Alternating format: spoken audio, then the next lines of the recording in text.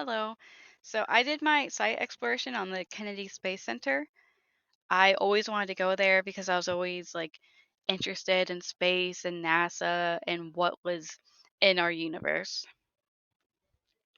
So I didn't really put a lot of pictures or I didn't put a lot of words in this PowerPoint. I put more pictures that I took just so I could explain in detail better what I was thinking instead of just writing bullet points on every slide.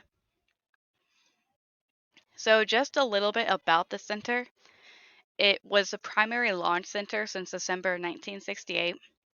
It's one out of 10 National Aeronautics and Space Administration centers, and it's named after John F. Kennedy.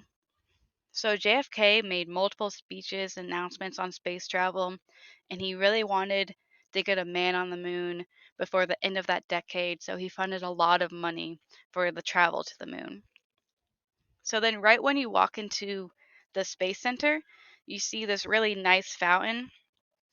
So you might not be able to see the words, but the words say, "For the eyes of the world, now look into space, to the moon and to the planets beyond, and we have vowed that we shall not see it governed by a hostile flag of conquest, but by a banner of freedom and peace." And I just really like that quote because space isn't something that should be owned or conquered. Space is around everyone, and everyone should just have that freedom to be able to explore and try to learn and see what's in that space.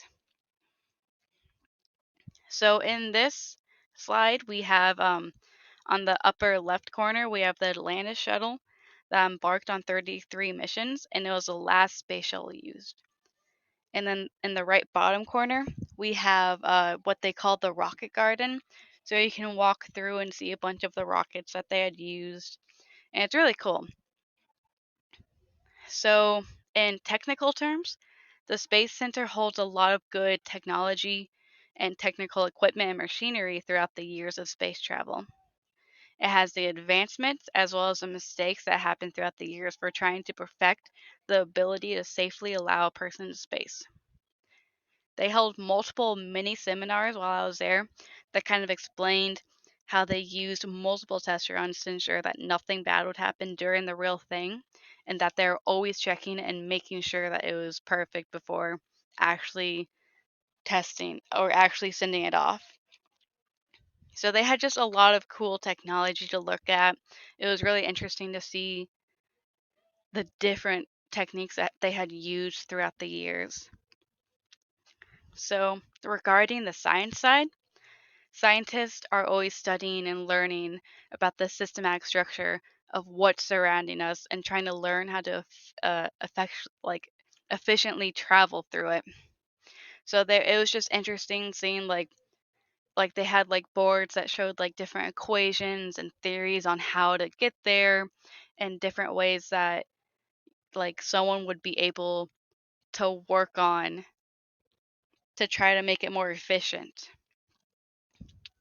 So on this slide, on the left, we have a satellite and a bunch of nations' flags. And then on the right, we have the solar system. So, in society terms, space travel and exploration affects every single person on the Earth.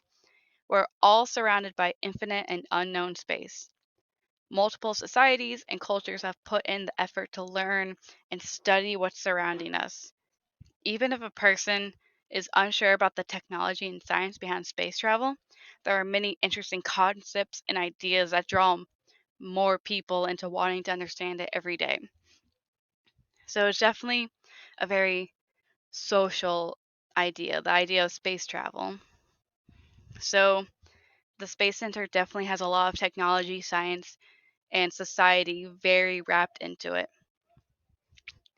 So then they also had a Space Mirror memorial, and this was one of the pictures I actually didn't take.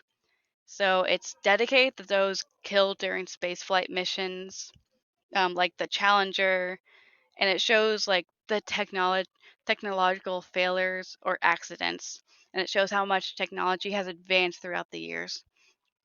And I really like it because instead of NASA just trying to cover up